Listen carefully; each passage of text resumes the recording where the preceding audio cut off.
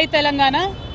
తెలంగాణ రాష్ట్ర విభజన జరిగిన తర్వాత భారత్ స్కౌట్స్ అండ్ గైడ్స్ కూడా తెలంగాణ ఆంధ్ర రాష్ట్ర యూనిట్స్గా విభజన జరిగింది.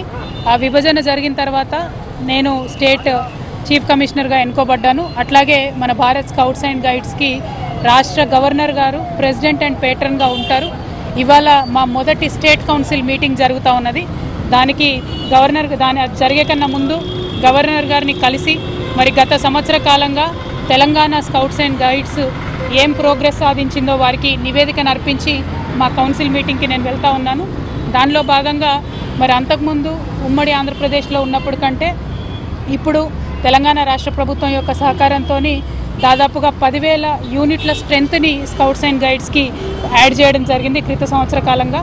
పైగా వచ్చే సంవత్సరం నుంచి మోడల్ స్కూల్స్లో, అన్ని గవర్నమెంట్ హై స్కూల్స్లో, డయట్ స్కూల్స్లో అన్నిట్లో కూడా స్కౌట్స్ అండ్ గైడ్స్ని మరి కంపల్సరీ చేసే విధంగా రాష్ట్ర ప్రభుత్వాన్ని మేము రిక్వెస్ట్ చేస్తూ ఉన్నాము. అట్లానే ఎన్సీసీ, ఎన్ఎస్ఎస్కి ఎటువంటి అడ్వాంటేజెస్ అయితే ఉంటాయో ఎంసెట్లో కానీ, పోటీ పరీక్షల్లో కానీ, రైల్వే రిక్రూట్మెంట్ బోర్డులో కానీ, పోలీస్ రిక్రూట్మెంట్లో కానీ, కానిస్టేబుల్ నియామకాల్లో కానీ ఎట్లా అయితే కొంత వెయిటేజ్ ఉంటుందో అటువంటి వెయిటేజే స్కౌట్స్ అండ్ గైడ్స్కి ఇవ్వవలసిందిగా నేను ప్రభుత్వాన్ని రిక్వెస్ట్ చేశాను.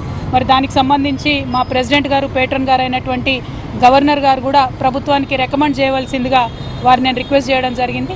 సో ఒక సేవా తత్పరతను చిన్నపిల్లలకు నేర్పించేటటువంటి మంచి కాన్సెప్ట్ కాబట్టి స్కౌట్స్ అండ్ గైడ్స్కి కావాల్సినటువంటి సహాయ సహకారం రాష్ట్ర ప్రభుత్వం నుంచి వచ్చినట్టయితే తెలంగాణ స్కూల్ పిల్లలందరూ కూడా మంచి సేవను అలవర్చుకొని, సేవా గుణాన్ని అలవర్చుకొని ముందుకెళ్తారు కాబట్టి ప్రభుత్వాన్ని రిక్వెస్ట్ చేస్తూ ఉన్నాం. దీంట్లో గవర్నర్ గారి సహకారం కూడా మరువలేనటువంటిది. అందుకే వారికి ధన్యవాదాలు చెప్పి మా ప్రోగ్రెస్ నివేదించి మా కౌన్సిల్ మీటింగ్కి వెళ్తాం. Thank you. జై తెలంగాణ.